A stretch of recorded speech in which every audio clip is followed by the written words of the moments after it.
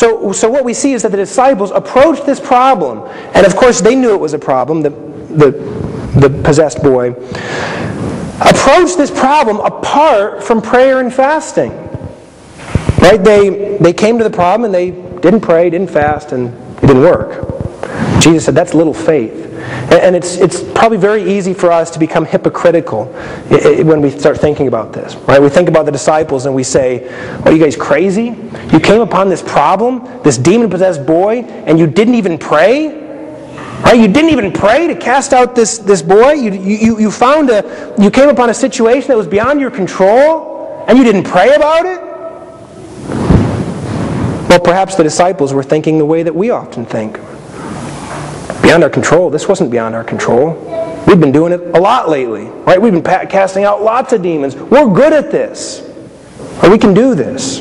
This wasn't beyond our control.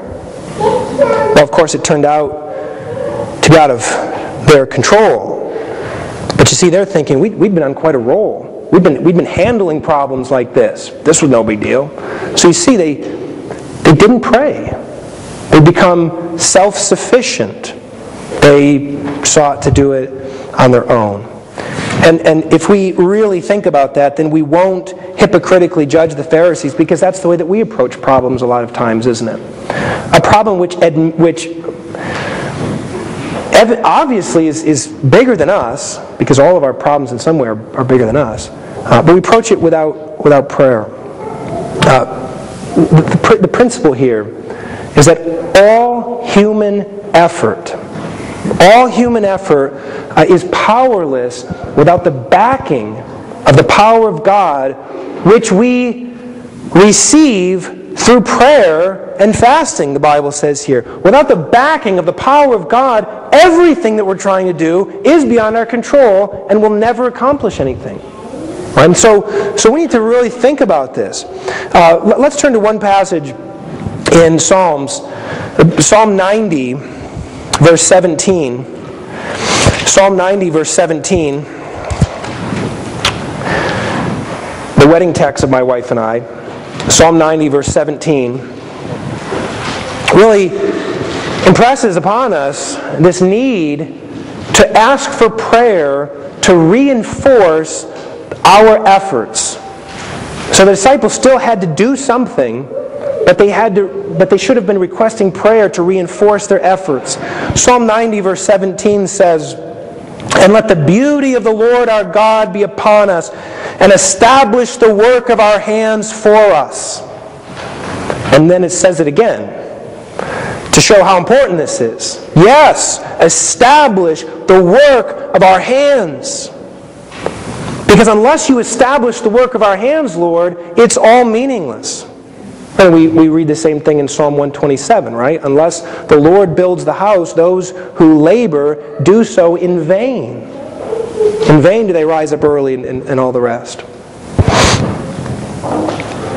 So all human effort is meaningless, useless, ineffective without the power of God which we receive through prayer. And so this should really be this should be a regular prayer of ours. Lord, establish the work of our hands. Make it effective. Lord, I'm going to go to work today. Right? I'm going to wake up, go to work, I'm going to do my job, and it's all going to be useless unless you establish it. So establish it. Make it effective. Make it useful. Lord, I'm going to be taking care of my kids all day as a mom. It's all going to be useless unless you establish the work of my hands. Lord, I'm going to school today to try to be a student. It's all going to be useless unless you establish the work of my hands. That's a regular prayer that the disciples had lost sight of. All right, so they approached this problem without prayer. Now Jesus also says that they approached this problem without fasting. What is fasting? Well, fasting is temporarily going without food. Right? Temporarily going without food for the purpose of reinforcing your prayers, for making your prayers more pointed. And how does that work? Why does that work? What's the point behind that? Well, fasting, going without food, is a way of humbling oneself before God. Humbling oneself before God while making a request. Fasting demonstrates very tangibly personal weakness. And if you go without food, none of us will die, but you might sort of feel hungry, right? You're going to feel hungry. You might feel a little weak. You might, you're going to feel weak. It's a demonstration of personal weakness. It's a tangible way of saying, Lord, I'm weak. I can't do this without your help. So it's not magical. Fasting isn't a magical way of getting what we want. It's a way of practically demonstrating our weakness. And as it does so, it's a stimulant to prayer. It reminds us that we can't do this on our own. And so when we come up against, especially very, very seemingly insurmountable problems, we should be approaching the Lord through prayer, sometimes reinforced by fasting, so that we remind ourselves, not that we need to remind God, remind ourselves how weak we are without His assistance. Jesus is saying that the disciples' faith is little, is weak, and that's evidenced by the fact that they didn't come to Him with this request. That's weak faith. Self-sufficiency is weak faith. I love the way Calvin paraphrases Jesus' answer. When the disciples asked Jesus, why couldn't we cast it out? This is how Calvin paraphrases Christ's response. He says, speaking from Christ's perspective, you seem as if you were engaged in a mock battle got up for amusement. But you have to deal with a powerful adversary who will not yield until the battle has been fought out. It's as if Jesus is saying, are you guys playing games here? Right? Do you think this is all a big joke? That you're just going to go around and cast out demons, just this fun exercise? Jesus says, this is not a game. You're fighting against an adversary, as we'll see in a moment, that will not let go. That wants to kill you, that wants to destroy the work of the church, is out for blood, is out for death. And we go around, and he says to the disciples, you're going around like as if you can do this yourself? Is this a game? We need to hear that sometimes, don't we? Is this a game?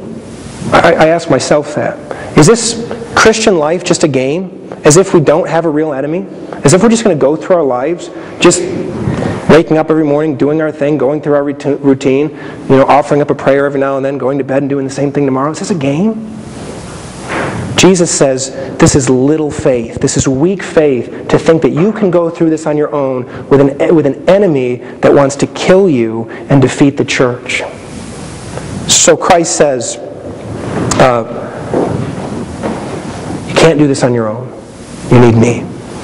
Now, just reflect for a moment, if you would, on some of your past failures, or perhaps some of your present failures. And just ask yourself, in those times, was I wrestling with God in prayer? Was I occasionally fasting? Was I really striving with God in prayer? Or is it possible that in the midst of our failures, we were doing just what the disciples did? We failed because we didn't ask for the Lord's help. And if that's the case, that's an encouragement to us to say, seek the Lord. Seek the Lord's help in the midst of our problems. Did we seek the Lord's help, or did we live out little blue engine faith? What's little blue engine faith? It's, I think I can, I'll try my best, I'll make this happen. Right? That's little blue engine faith. Jesus says it's little faith.